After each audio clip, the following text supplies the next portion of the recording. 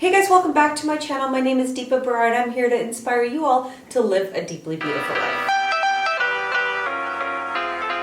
So in today's video, we are going to be talking about something super important that I think is really going to help you guys when it comes to hair growth or healing your body, healing your autoimmune disease. What I've talked about diet on my channel, I'm not talking about a weight loss diet. That's one thing that I think that most people have to really understand when you are going to be approaching this whole thing, because it is actually a lifestyle change intended to heal your body so that your body can overcome the autoimmune issues that it's going through, so that it can balance out the hormones and it can also regrow your hair. So that is really the biggest thing I want to start this video off with. And I have a ton of tips, so make sure you guys watch the entire video because I really truly think it's going to be super helpful for those of you that are trying to heal your body and stick to a healthy diet. So before we get into this video, don't forget to subscribe to my channel and hit that notification bell so you can find out exactly when I post my next video. So now the first tip that we're going to be talking about, this is something that I've more recently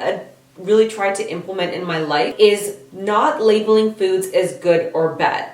And one book that I read that was really helpful in this is called Intuitive Eating. And I'm going to link everything down in the description box below for you guys. In that book, though, I do have to let you know, they really talk about not going on any sort of diet.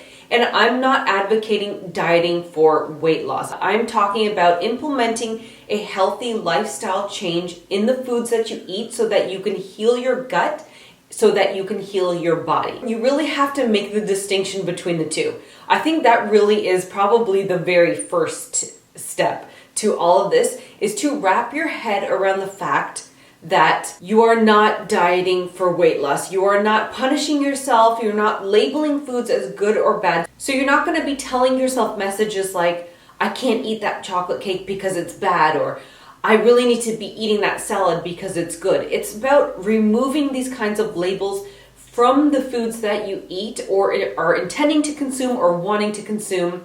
You really want to look at food as fuel for your body and what will actually happen inside your body once you consume those foods. And when you're labeling a food as good or bad, you think about it, like if you tell yourself, oh no, I can't have that, I can't have that, I can't have that, doesn't it make you want to have it even more? So you really want to think about, okay, well, if I'm going to go eat that chocolate cake, what's going to happen inside of my body? How is that chocolate cake going to serve my healing or help me regrow my hair? What sort of processes happen inside my body when I eat that chocolate cake and digest all of the gluten, all of the dairy, all of the sugar that's inside that food? That is actually going to lead us to step number 2. Do your research when it comes to how food affects your body.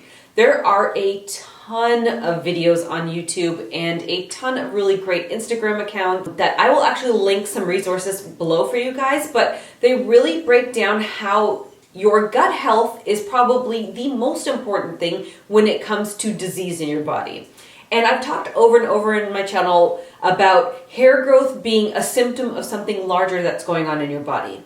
So hair loss is not necessarily as simple as just hair loss. Hair loss is usually, not always, unless it's a genetic thing, usually it is a sign that something is off balance in your body. And usually when things are off balance, that stems from our gut health. So gut health is like the center of a lot of disease in our body. So what you really want to do is focus on doing a ton of research on healing your gut microbiome, what foods actually end up doing inside your body. Like, how does gluten, for instance, affect your gut microbiome? How does dairy affect your gut microbiome? How does eating plant foods affect your gut microbiome for the better? So just constantly staying on top of the research, and that can be as simple as just watching YouTube videos, because there are a ton. You could just listen to it, or there's tons of podcasts out there.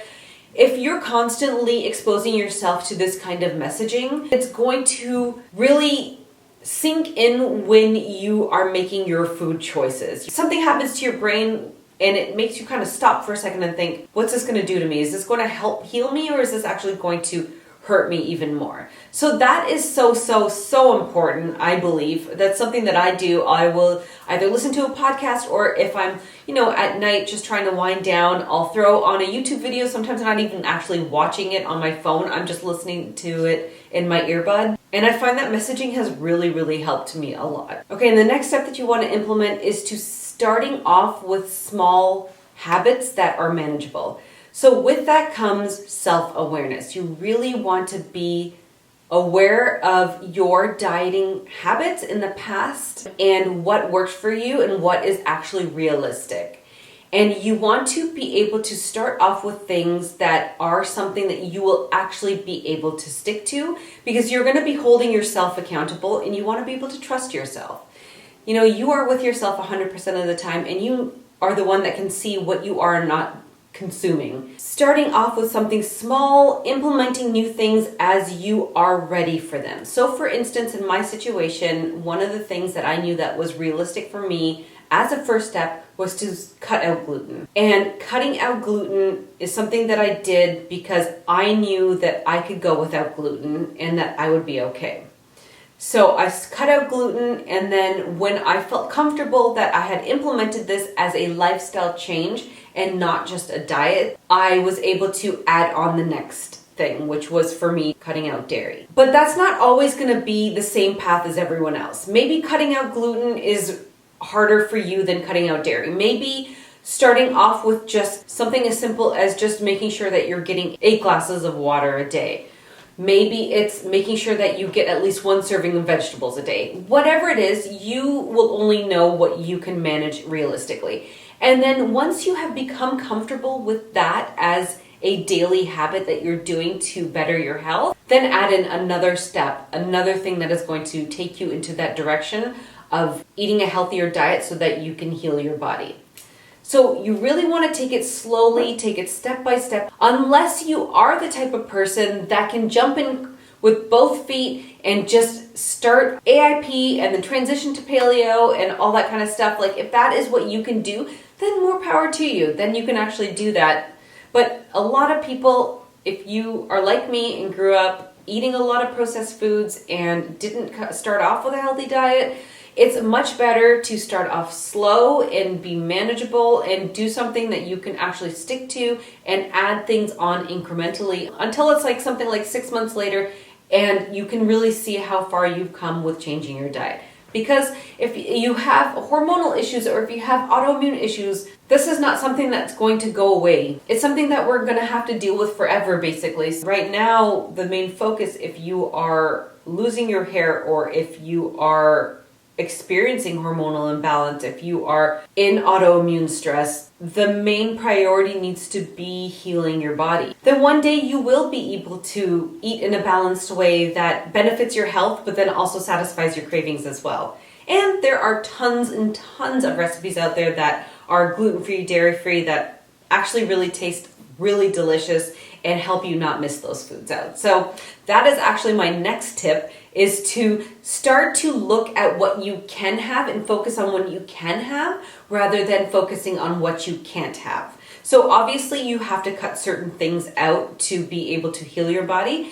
But I mean, like, not focusing on, oh, I can't have that, I can't have that, I can never have chocolate cake again. No, okay, well, how can you make chocolate cake in a way that is going to actually be healing to your body? So looking at AIP recipes for chocolate cake or looking at Paleo recipes for chocolate cake.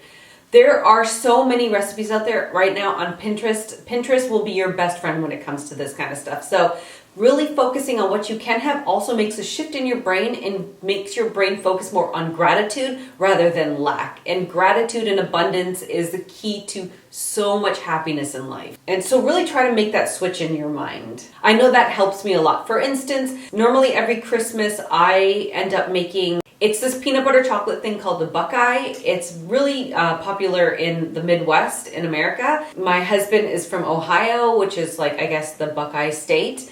And that was one of the things that I wanted to implement in my Christmas baking traditions because I love to bake during Christmas.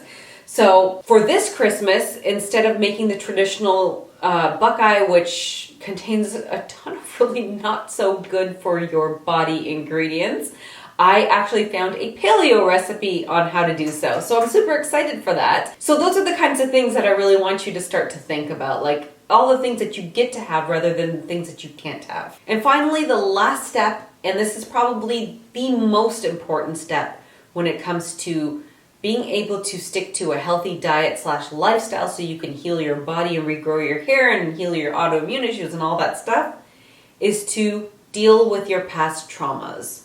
And what I mean by that is a lot of us have gone through something in our life that we have experienced that has inflicted massive emotional trauma on ourselves. And you might not think that it's something that's super important that you need to deal with so that you can actually stick to a healthy diet. Like, I know that I never made that connection before, but let me tell you, it's a real thing. Emotional trauma can really hold you prisoner in so many ways.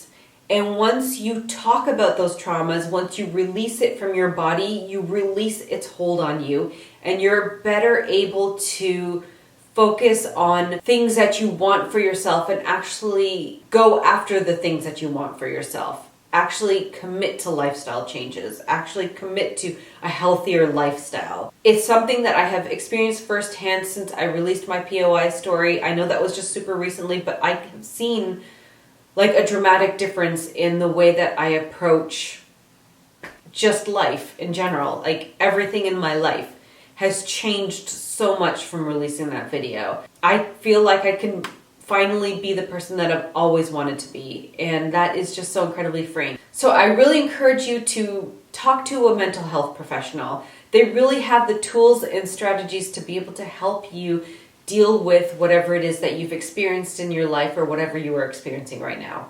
So that is it for this video. If you know anybody that needs to watch this, please do share this with them. And I really wish you guys a happy holidays, and I will see you guys soon with a new video. Take care.